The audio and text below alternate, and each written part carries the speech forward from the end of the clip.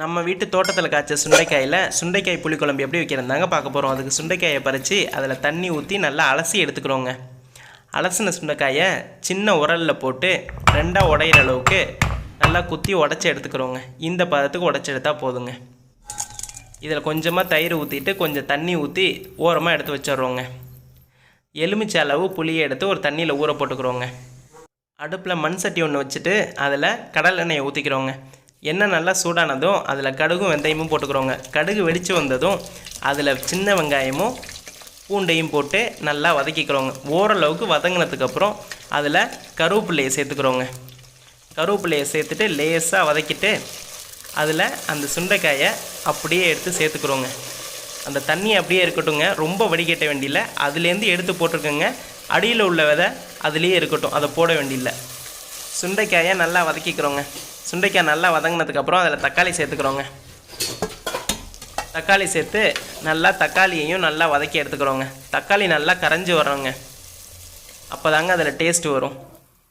தக்காளி வதங்கினதுக்கப்புறம் அதில் குழம்பு மிளகாய்த்தூள் போட்டுக்கிறோங்க. புளி எந்த அளவுக்கு போட்டுக்கிறீங்களோ அந்த அளவுக்கு குழம்பு மிளகாய்த்தூள் போட்டுக்கிறோங்க.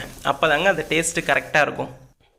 அப்படியே ஊற வச்ச புளியை நல்லா கரைச்சி குழம்புல சேர்த்துக்கிறோங்க. புளியை சேர்த்துட்டு நல்லா கலந்து விட்டுட்டு கொதித்து வந்ததும் அதில் முருங்கைக்காயை சேர்த்துக்கிறோங்க. முருங்கைக்காயை சேர்த்ததுக்கப்புறம் குழம்பு அப்படியே மூடி வச்சிட்றோங்க. மூடி வச்சுட்டு அரைச்சி வச்சுருந்த தேங்காவை தண்ணி ஊற்றி நல்லா தேங்காய் பாலை மட்டும் புழிஞ்சு எடுத்துக்கிறோங்க. 5 நிமிஷம் ஆகிடுச்சுங்க. முருங்கைக்காய் வெந்திருக்குங்க. இப்போ இதில் உப்பை சேர்த்துக்கிறோங்க. ஏன் ஸ்பெசிஃபிக்காக தேங்காய் பாலை புழிஞ்சு எடுத்துக்கிறோன்னா, புளிக்குழம்பு காரக்குழம்புக்கெல்லாம் தேங்காய் சேர்க்குற மாதிரி இருந்தால் தேங்காய் பாலாக சேர்த்தாதாங்க டேஸ்ட் நல்லாயிருக்கும். அதனால தாங்க தேங்காய் பாலாக சேர்த்து ஊற்றுறோம்.